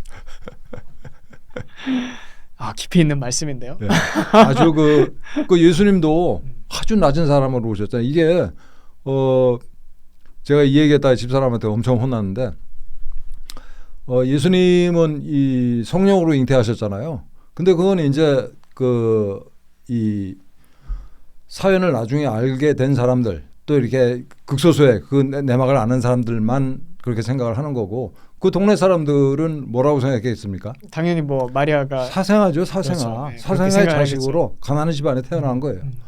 그 예수님이 되신 거잖아요. 그러니까 이거는 보통 사건이 아닌 거예요. 그러니까 예수님이 실제 그렇다는 게 아니고 그 당시 인식이 아마 그랬을 그렇죠. 것이다라고 저희가 짐작을 하는 거죠. 그 동네에서는 풍토상. 그건 사생아지 이거. 맞아 죽지 않은 게 다행인 거죠. 그런 사람, 그런 존재로 오신 거죠. 그런 걸 보면서 이제 감동을 얻어요. 근데 인류의 구원자가 되셨으니까요. 그 예수님께서. 근데 그 뭐 약간 종교적인 얘기를 하려고 오늘 모셨던 건 아닌데 그러면 선생님은 그 예수님을 아직 이렇게 전적으로 마음에 받아들이시지 못하신 거예요? 그러면 아직까지는 어떤 부분이 제일 걸리세요? 그 어떤 지점이 있을 것 같은데 왜냐면 성경을 이제 읽으시고 그 사모님 따라서 이제 교회를 나가시니까 뭐 어쨌든 한 절반쯤은 발을 담그고 있다 제가 이렇게 생각이 드는데 이 부분 때문에 좀 이게 아니다 이 걸린다 이런 게 있을까요? 좀 궁금해가지고 이 얘기는 나중에 따로 궁금한데 하여튼 다음에 기회가 되면 또 말씀을 듣도록 하겠습니다. 네. 그러면 지금 한국에서 아까 뭐 저희 지금 뭐 교육감 그 다음에 지자체 선거 관련해서 중국인들이 참여하는 거 뭐 특별히 외국인이라고 하지만 사실상 중국인들에 따른 문제가 가장 크잖아요. 이 부분에 대해서 지적을 해주셨고 일각에서는 건강보험과 복지 혜택에 대해서도 지나치게 과도한 그 혜택을 누리고 있다 이런 비판이 있어요. 그러니까 중국인들이 그리고 또는 뭐 이 외국인들이 이런 활동을 하고 있다. 그래서 우리가 건강보험을 축내고 있다.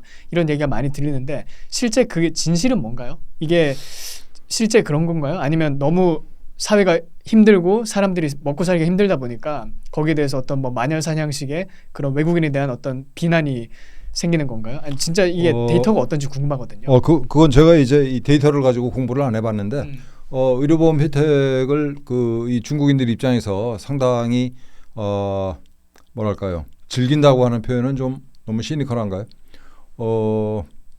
혜택을 보고 있다. 그건 뭐 확실하게 사실인 것 같습니다. 예. 그건 제가 나중에 기회가 되면 따로 한번 조사를 해가지고 말씀드릴게요. 혜택을 보고 있다. 예. 네. 어쨌든 뭐 이제 이런 부분을 정책적으로 손 봐야 되는 거니까 예. 결국에는 이게 대한민국이 나라라면 결국 국민의 입장을 가장 우선해야 되는 게 맞잖아요. 예. 그러니까 이런 차원에서 지금 이렇게 흐트러졌던 것들 하나하나씩 바로잡는 과정 가운데 있지 않나 저는 그렇게 생각이 많이 들거든요. 그래서 이 방송을 보시면서도 모르겠어요. 뭐 중국 분이 보실 수도 있고 아니면 외국인들이 보실 수도 있지만 그 외국인들 특별히 뭐 중국인들에 대한 혐오를 표출하는 게 아니고 이 대한민국의 어떤 쓰레기가 정책적인 쓰레기, 그러니까 정말 이렇게 급속도로 이렇게 막 성장하는 과정에서 나타났던 또는 그 과정에서 이렇게 절차적으로 이렇게 숙고하지 않고 만들어졌던 그런 정책들, 그리고 아까 선생님 말씀하신 것처럼 중국의 역량에 따라서 뭐 쉐이프된 부분도 있을 테고요. 어쨌든 이렇게 올바르지 않은 정책을 바로 잡는 과정에서 비판하는 거기 때문에 절대 개인이나 어떤 뭐 인종이나 국적자들에 대한 그런 인신공격을 하는 것 아니라는 거를 좀 이해해 주셨으면 좋겠어요. 네. 선생님도 아시겠지만 뭐 이런 중국 공산당을 비판하거나 중국 공산당의 어떤 정책을 비판할 때 절대 인민들을 혐오해서 그렇게 하시는 게 아니잖아요. 예. 중국은 대국입니다. 예. 그 2,500년의 역사가 가진 무게가 보통이 아니에요. 그다음에 이 사람도 많고 또 그 이제 인재도 많고 중국 공산당 지배를 받으면서 그 윤리 도덕이 많이 무너졌어요. 중국이라는 사회가 그 약육 강식의 사회가 돼 버렸고 중국 공산당의 간부랑 어떻게 친해질지 이게 이제 그야말로 평생을 좌우한 그런 사회다 보니까 이 윤리 도덕이 다 망가졌어요. 그렇지만 이 기본적으로 이 뭐랄까요? 그 세계를 호령하던 민족이잖아요. 그래서 이 중국 공산당이 무너지면은 중국이 이 과거의 영광을 중국 공산당이 무너져야 다시 찾을 수 있지 않을까 저는 생각을 하고 이 말씀을 꼭 좀 드리고 싶은데 이게 중국을 우리가 어떻게 할 건지에 대한 게 얘기를 할 때 심지어는 이제 자칭 나는 반중이다라고 얘기하는 사람들마저도 무슨 얘기를 하냐면은 우리가 이 수출입 액수의 한 30%를 중국이랑 주고받고 있어요. 30%.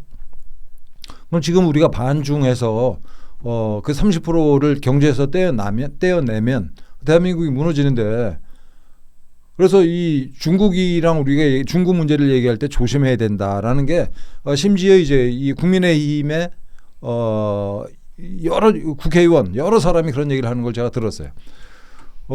이 얼핏 들으면 그럴듯하죠. 지금 이제 중국에 살고 있는 우리 교포들도 많고 중국에 사는 사람들이 생각보다 많습니다. 100만 명이 넘는 걸로 제가 얼마 전에 이 조사를 했는데 생각보다 굉장히 많아요. 중국에서 먹고 사는 우리 교포들이. 한국 사람들. 예. 꽤 많아요. 지금 제가 이제 반중 캠페인 하면서 제가 주장하는 건 지금 중국이랑 모든 거래를 끊자 이게 아니고 상호주의로 가자 이거예요. 상호주의. 중국은 한류에만 이 문화 콘텐츠에만 들자면은 중국 문화 콘텐츠를 하루 24시간 방송하는 게 무려 채널이 5개입니다. 중화 TV 등등 해서 하루 24시간 제 집사람도 그 애청자인데 24시간 이게 중국 애들이 아무 문제 없이 누구도 시비를 안 거는 가운데 자기네 컨텐츠를 틀고 있는데 우리는 완전히 가로막혀 있잖아요. 뭐든지 한국에서 CCTV나 다른 채널들을 통해서 중국 컨텐츠가 나온다는 거죠. 그렇죠. 그래가지고 이제 그걸 통해서 그 친중 정서를 만들어가는 거예요. 그거 보면서 중국 애들이 그걸 보면서 중국인들에 대한 그 인상을 형성을 하는 거죠 이제. 근데 반면에 이제 우리는 중국 시장의 한한령 때문에 지금 발을 못 디딘 지가 꽤 됐고 뭐 이런 식이에요. 그러니까 뭐든지 일방적이에요. 중국이랑 우리 관계에 있어서. 우리는 쟤들한테 3년 거주하면 투표권을 주는데 중국에 있는 우리 교포들이 투표권이 있습니까? 없어요. 그리고 또 이 게임 우리 지하철역에 가면은 이제 요즘에 어떤지 모르겠는데 그 게임 광고 무지하게 하잖아요. 그거 95% 이상이 전부 다 중국 거예요. 중국산 게임들이요? 예, 다 중국 겁니다. 그거. 게임 산업도 다 중국 애들한테 잠식이 당했어요. 우리 게임은 중국에서 그렇게 할 수 있나요? 못 합니다. 이게 이렇게 뭐든지 일방적이에요. 중국 애들은. 뭐 예를 들어서 집 사는 것도 그렇고요. 네. 중국 사람들 한국 와서 집을 살 수 있지만 아파트 같은 거. 근데 한국 사람은 중국에서 땅을 못 사잖아요. 네. 집도 못 사고요. 그래서 우리가 주장하는 거는 이 상호주의로 가자라는 겁니다. 지금 뭐 중국 애들이랑 거래를 그리고 이 얘기를 첫 번째 드리고 싶고 상호주의로 하자라는 거 첫째. 두 번째는 지금 이제 한국과 이 중국 사이에 이렇게 우리 GDP의 한 30% 정도를 차지할 정도로 중국과 거래를 하는 이유는 중국 애들이 우리를 어여삐 불쌍하게 봐서 내지는 뭐 이게 정이 들어서 그 거래를 하는 게 아니잖아요. 그 거래를 하는 게 지들한테도 이익이 되기 때문에 거래를 하는 거란 말이에요. 걔들이 우리를 뭐 봐줘서 하는 게 아니거든. 예. 그래서 쓸데없이 지금 이제 중국 애들이랑 심지어는 우리가 지금 이 거래를 뚝 끊어버리면 쟤들도 우리 못지않게 손해를 봐요. 예. 그래서 그런 것 때문에 겁을 먹고 중국 애들이랑 얘기할 때는 살살 얘기해야지 뭐 이따위 생각을 하는 건 정말 멍청한 생각이다. 이게 상호주의로 가자라는 게 이제 제 주장입니다.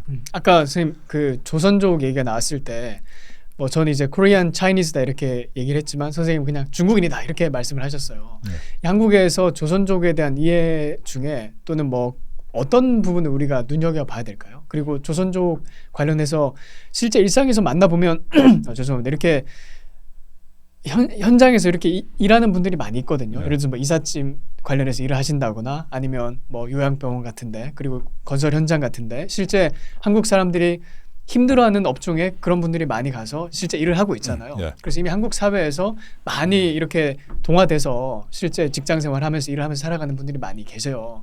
근데 그럼에도 불구하고 이제 선생님 말씀하신 그런 부분을 종합해봤을 때 당연히 이제 중국 사람들이고 또 거기에 대해서 아이덴티티 자체를 중국인으로 가지고 있기 때문에 한국인으로서 완전히 동화되지 못하는 부분도 분명히 있는 것 같거든요. 이 조선족에 대한 부분은 우리가 어떻게 바라봐야 되는지 선생님께서 혹시 가지고 계신 어떤 관점이 있을까요? 아까도 말씀드렸지만 이제 이제 소위 조선족 그분들이 처음에 한중 수교한 지 한 30년 됐잖아요. 30년 동안 그 한국인들로부터 좋은 대접을 못 받았어요. 네, 그건 뭐 우리가 참 반성해야 될 부분인데 거듭 말씀드리는데 그 과정에서 이분들이 한국인들에 대한 굉장히 섭섭한 감정을 이제 차곡차곡 쌓아왔죠. 지금도 저는 그렇다고 보고 있고 첫째 그거를 심리적으로 보상을 받으려다 보니까 스스로 나는 위대한 니들보다 훨씬 더 큰 나라의 국민이야 라는 이런 이 중국인으로서의 자부심을 그러니까 한국인에 대한 이런 열등감을 열등감과 분노를 쌓으면서 다른 한편으로는 중국인으로서의 자부심을 계속 키워온 거죠. 중국은 대국이잖아요. 한국에서 받았던 그 차별과 멸시를 예. 중국인에 대한 아이덴티티를 강화하는 그렇죠. 어떤 에너지로 심리적으로 보상을 받아야 되잖아요. 나는 이 대국 중국 사람 니들 얼마 안 있다가 니들 우리한테 다시 니들 우리 발 마사지 해야 될 수도 있어라는 생각을 동시에 가지고 있는 거예요. 이 사람들이. 이 사람들을 우리가 어떻게 할 것이냐. 정말 고민스러운 과정인 거죠. 예. 그리고 이 중국 교포들이 와가지고 지금 말씀하신 것처럼 하는 일이 다 이제 한국인들이 하기 힘들어하는 거친 일들이잖아요. 그리고 실제 현장에서 보면 뭐 이런 중국 공산당이나 이런 걸 다 빼고 보면 일도 잘하세요. 네. 일도 잘하시고 네, 뭐 네. 싹싹하게 하시고 네. 다 잘하시는 분들이 많이 있어요. 예. 보면.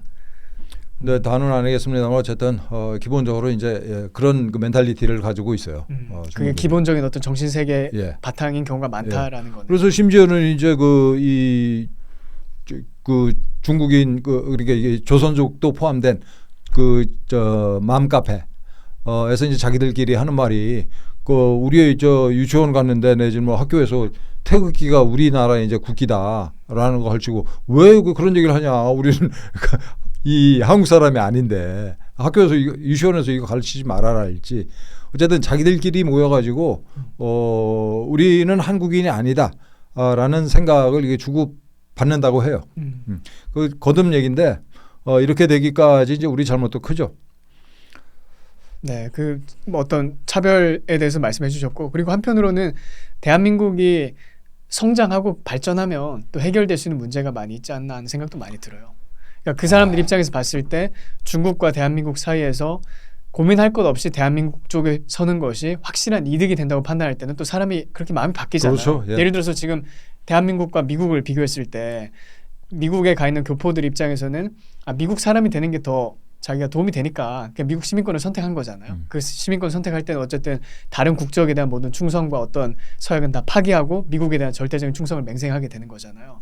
근데 그 사람들이 그걸 하는 이유가 결국에는 종합적으로 따져봤을 때 내가 미국 편에 서는 게 또 미국 사람이 되는 게 더 유익할 것이다. 개인 차원에서 더 예. 도움이 될 것이라고 판단하니까 그런 결정을 내리는 거잖아요. 그래서 조선족들 같은 경우에도 결국에는 두 옵션이 있는 상황에서 중국 쪽에 서느냐 대한민국 쪽에 서느냐, 물론 이제 그 사람들에 대한 뭐 질타를 할 수도 있고 비판하는 것도 당연히 잘못한 거는 지적을 해야겠지만 어떻게 보면 좀 궁극적인 다른 차원의 해결책은 대한민국이 성장하고 발전해서 정말 그 사람들 입장에서도 고민 없이 그냥 대한민국 쪽에 서도록 만드는 거. 그렇죠. 그것도 하나의 결국에는 좀 가장 근본적인 해결책이지 않을까 하는 생각도 많이 들어요. 예. 네. 그렇게 돼야 되는데 지금 이제 대한민국이 정말 기로에 서 있죠. 대한민국이 산업이 지금 이게 중요한 이 기업들이 공장을 다 미국으로 옮기고 있고 또 국내에 이 소위 이제 뭐랄까요, 경직된 이런 뭐라고 해야 되나, 이게 근로 양식이라고 해야 될지, 그다음에 이제 소위 근로윤리도 많이 이제 해체가 됐고, 뭐 노조나 그런 활동을 말씀하시는 건가요? 예. 대한민국이 활력을 지금 대한민국이 성취할 수 있는 피크에 우리는 얼마 전에 도달해서 지금 이제 내리막길을 가고 있는 게 아닌가라는 걱정들을 이제 많이들 하죠. 저도 참 걱정이 많은데. 실제 사회에 그런 분위기가 팽배하잖아요. 네. 그리고 젊은 사람들 입장에서도 그런 느낌을 많이 갖고 있고요. 그 젊은 사람들이 이제 그 취직을 하면 어딘가 취직을 하면은 한두 달 일하다가 그냥 관두고 그다음에 실업급여 타고 뭐 이걸 몇 번 해가지고 실업급여 받은 돈으로 이제 놀러 다니고 그리고 심지어는 이제 그 중소기업 사장님들 얘기를 듣는데 이런 식으로 이제 이 젊은이들이 참 취업 행태를 보이기 때문에 굉장히 힘들다고 그래요. 그 나오다가 안 나오는데 아무 소리도 없이 안 나오고. 통보도 하지 않고. 네. 그러니까 이게 근로윤리가 형편없이 망가진 거예요 지금. 거기다가 우리가 무슨 그 요새 유행하는 AI 강국도 아니고 걱정이 많습니다. 빨리 이게 대한민국이 좀 안정을 찾아서 다시 으쌰으쌰하는 그 분위기를 만들어야 되는데 굉장히 사실은 불안한 상태예요. 우리나라. 지금 선생님 뭐 공자학원 실체 알리기 운동본부 활동을 얼마 동안 하셨죠? 지금 그 2020년에 시작을 했으니까 벌써 뭐 5년째 하고 계시고 지금도 매주 집회 시위를 하시는 거죠? 네, 중국 대사관 앞에서. 중국 대사관 앞에서 언제 하시는 거죠?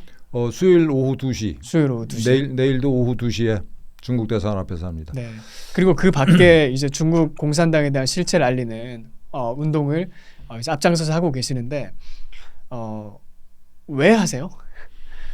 뭐 저도 스스로 가끔 그렇게 자문을 해요. 내가 이걸 왜 하나? 이 사람이 어떤 일을 할 때,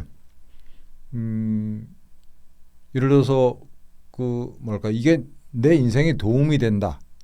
라고만 생각해서 하는 건 아니잖아요. 그렇죠? 이건 내 팔자다. 뭐 이런 생각을 해요.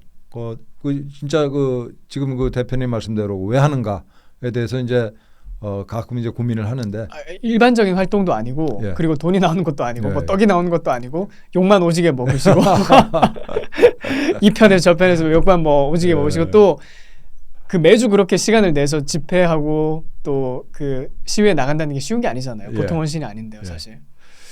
제가 이제 뭐 아시다시피 문체부 공무원 생활을 오래 했잖아요. 그래서 문재인 정권 때 제가 이제 파면을 당했어요.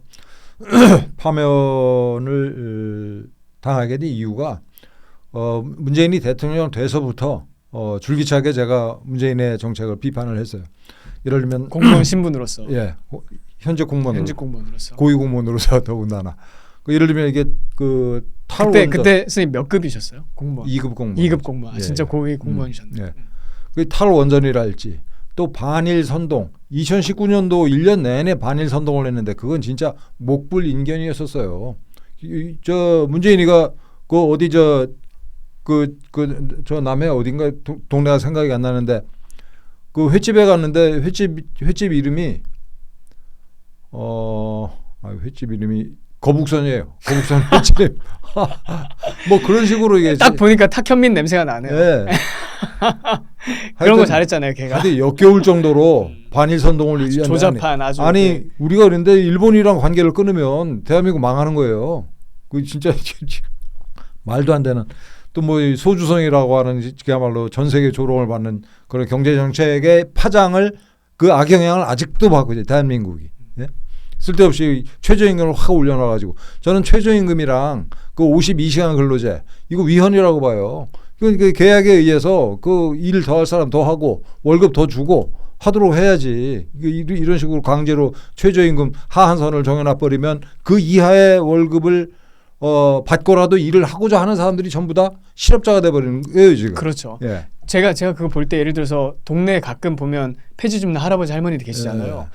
그분들이 만약에 최저임금이 없다면 식당에서 그럼요. 뭐 일을 하실 수도 예, 있고 예. 뭐 접시를 닦는다거나 물론 그게 돈이 많이 되는 직업은 아니지만 그분들 중에는 식당에서 일이라도 하고 싶은 분들이 많이 있잖아요. 그럼요, 많아요. 근데 그게 법적으로 그분들을 최저임금보다 못 주면서 고용을 하게 되면 저촉이 되니까 못 일자리가 없어지는 예. 거죠. 사실상 최저임금 이하 수준에 있는 분들은 비자발적인 실업자들이 되는 그렇죠. 거잖아요. 그 엄청난 사람을 실업자를 만들었고 동시에 그 반대편에는 뭐가 있냐면 최저임금 이하의 임금을 줘야 간신히 사업을 할 수 있는 사람들이 다 망했어요. 예. 이런 미친 짓을 했단 말이에요. 그런 것들을 제가 이제 또 이게 친중, 친북하고 이러게 돼서 제가 이제 문체부 공무원인데 제 일도 아니잖아요. 참 소관은 아니었죠. 제 일도 아닌데 이제 계속 문재인을 비판하다가 결국은 이제 파면을 당했는데 그때 많은 사람들이 저한테 충고를 했어요. 사실은. 그때 파면 사유는 뭐였어요? 명시적인 사유는? 첫째는 성실 의무 위반. 왜 이거 네 일도 아닌데. 또 하나는 이제 그 품위 유지 의무 위반. 우리 공무원이 이제 이렇게 페이스북에 쓰다 보면은 뭐 이런저런 이제 표현이 격하게 나올 수가 있는데 공무원이 이렇게 품위를 이렇게 해서 두 가지 이유로 이제 파면당했어요. 뭐 개 이런 얘기 하셨나요? 강아지 얘기. 개 얘기까지 대통령한테 개라고까지는 못하고. 그 아니고. 김정은이에 대해서 김정은이 얘기할 땐 꼭 제가 개정은이라고 얘기했어요. 그래가지고 그 당시에 문체부 차관이 전화를 해가지고 야 한국장 너 그 개정이라는 말만 좀 안 하면 안 되겠냐. 저는 이 북한에서 뭐가 왔나.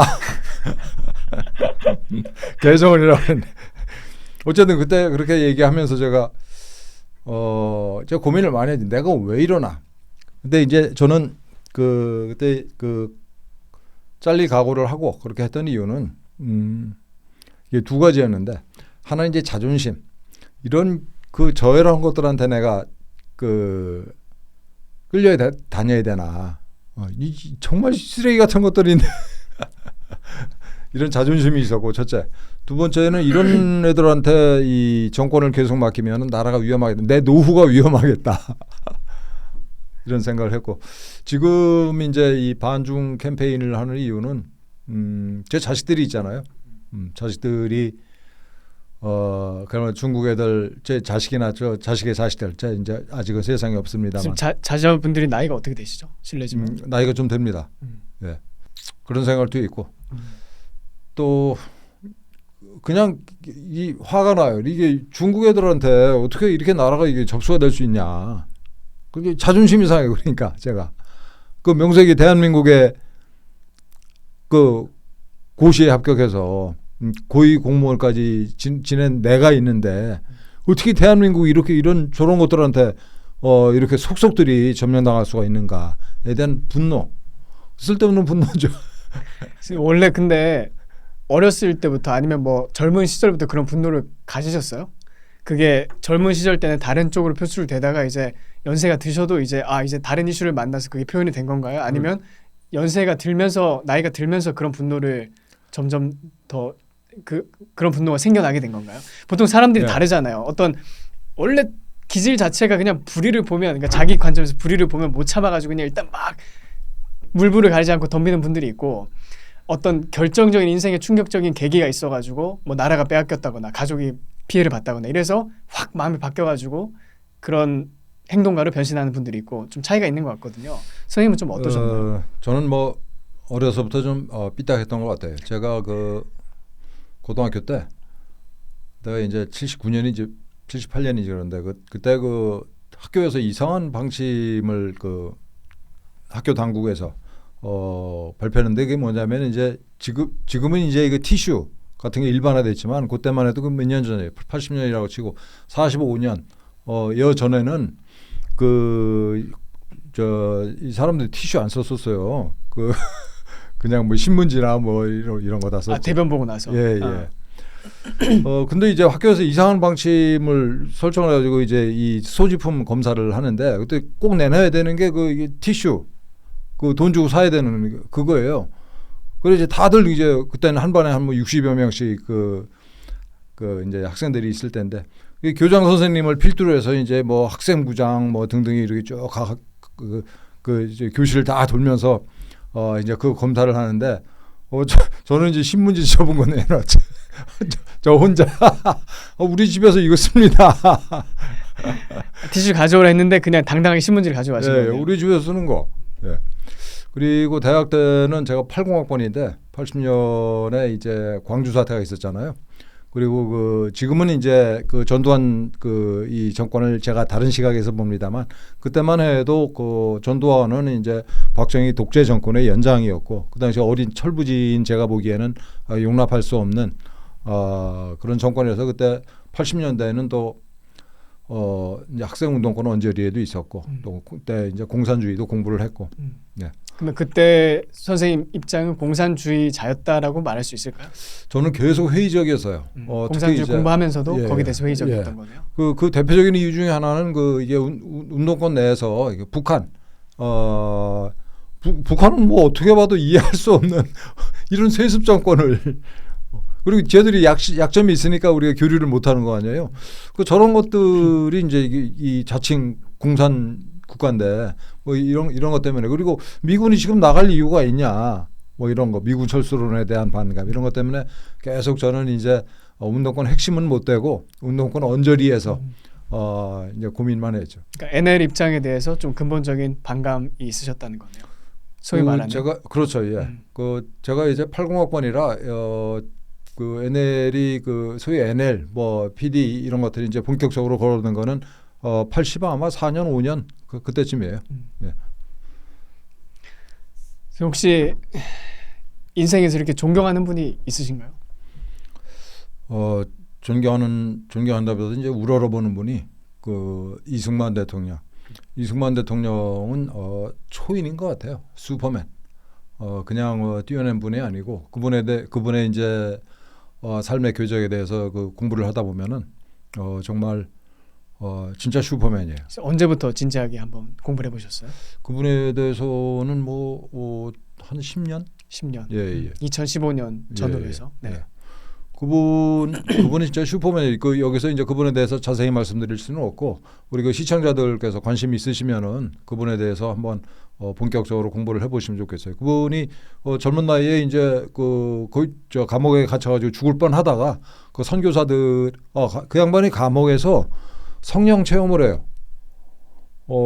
전 그게 이제 어떤 내용이었을까 궁금한데 그래서 그 양반의 평생을 지배하는 게 기독교입니다. 그분을 지탱을 하는 게. 그래서 개헌 국회에서도 이 국회의원으로 당선된 어떤 목사님 한 분을 이은영 시켜서 목사님, 이은영 목사님 그분한테 기도를 시키잖아요. 그러면 돌아가실 때까지 그 양반을 지탱했던 기둥 중에 하나가 기독교예요. 어쨌든 성령 체험을 하고 이 선교사들의 도움을 받아서 이제 미국으로 유학 가가지고 당대 미국 최고의 지성들이랑 어울리죠. 예. 그러니까 이승만 대통령 그리고 이제 그렇게 정말 풍찬노숙하면서 해방을 맞이해가지고 그 어려운 전국에서 전 세계 이게 미국의 대통령과 정부를 상대로 이 양반이 게임을 하는 거예요. 이게 정치 투쟁을 미국이라는 나라를 상대로 해서 그래서 결국 이제 6.25를 그 양반이 이겨내고 승리로 이끌고 또 한미 동맹도 만들고 그러셨는데 나중에 물론 이분이 이제 1875년생이에요. 그러니까 그 이 1950년 6.25가 발생했을 때 그분 연세가 이제 75. 지금이야 이제 이 한국 남자들의 평균 수명이 그 정도 되는데 그때는 그 평균 수명이 그때 40, 50대밖에 안 됐죠. 예. 그 60 넘으면 오래 사는 거예요. 그때. 그래서 환갑도 하고 그랬잖아요. 예. 옛날에. 근데 그때 이미 1950년에 이 양반이 75세였단 말이에요. 근데 그때만 해도 이제 쌩쌩한 정신을 가지고 이게 이 전쟁을 지휘하고 한미 동맹 만들고 그러셨는데 그로부터 5년 더 흐르면 이제 55년이잖아요. 55년이면 이 양반이 80세가 돼요. 그런 힘들죠. 그래가지고 이제 이 양반이 전국을 통제를 제대로 못 하시고 80 노인인데 그래가지고 그때 이제 자유당을 구성하고 있던 놈들이 그야말로 연병을 했던 거예요. 그래서 이기붕을 이제 부통령 만들려고 부정선거도 하고. 근데 이승만 대통령은 그때 이 전국에 대한 이 장악력이 상당히 느슨해져 있었죠. 연세 때문에.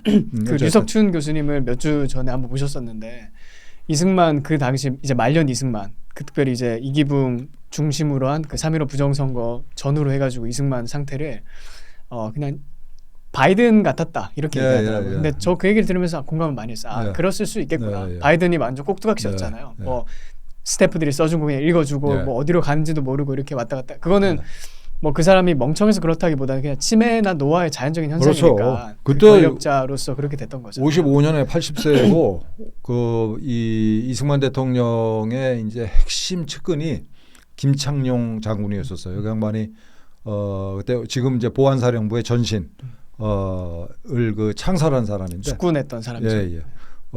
그때 그 이름이 뭐냐 특무대였나요?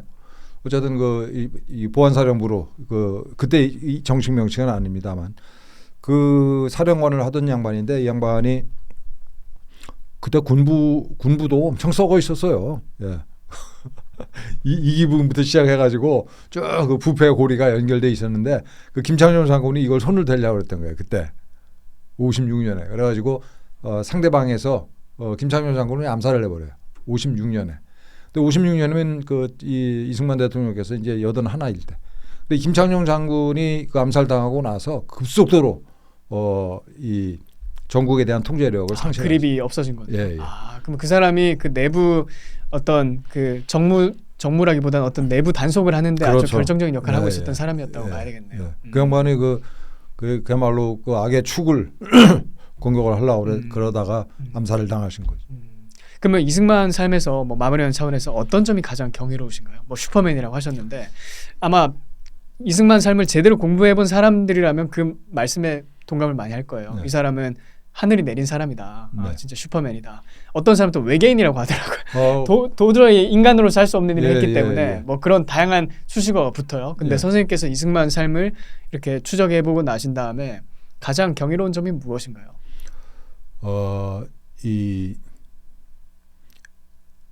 그거 진짜 어려운 건데 그 양반은 대한민국을 사랑했어요. 진짜.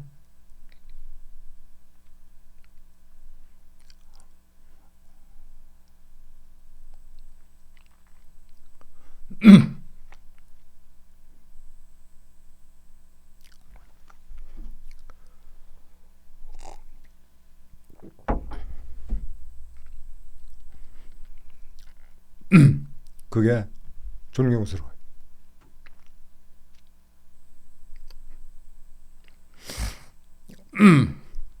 참 어려운 건데 그때 조선 사람들이 있잖아요. 한국 사람들이 사랑을 받을 만한 사람들이 아니었어요.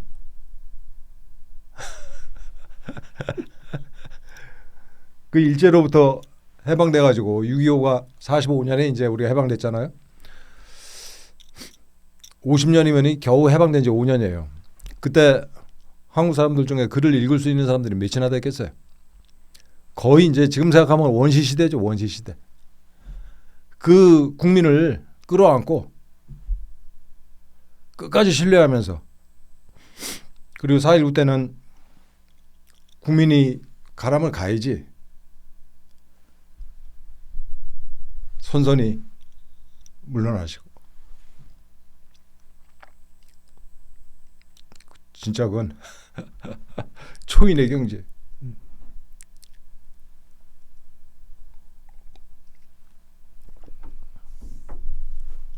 네. 그게 이승만을 이승만 되게 했던 그 힘이었던 것 같습니다. 예. 네. 진짜 흉내내기 어려운 경지죠. 그러니까 진심으로 사랑했던 것 같아요. 예. 보통 우리가 정치인들 얘기하는 거 들어보면 선거 때마다 나와가지고 국민 사랑하는 국민 여러분 이런 얘기하잖아요. 누가 그걸 믿습니까? 예. 근데 이승만의 옛날 그 연설이나 육성 그 방송을 들어보면 사랑하는 나의 동포요 그러면 저도 그 사랑이 느껴지더라고요. 그 진심으로 한 말이에요. 진심으로 한 그 양반은. 말. 그 동포 사랑하는 동포요 할 때 그 동포를 진짜 사랑하는구나 하는 게 진짜 느껴지더라고요. 예. 네, 한민호 선생님 오늘 시간 내주셔서 감사합니다. 고맙습니다.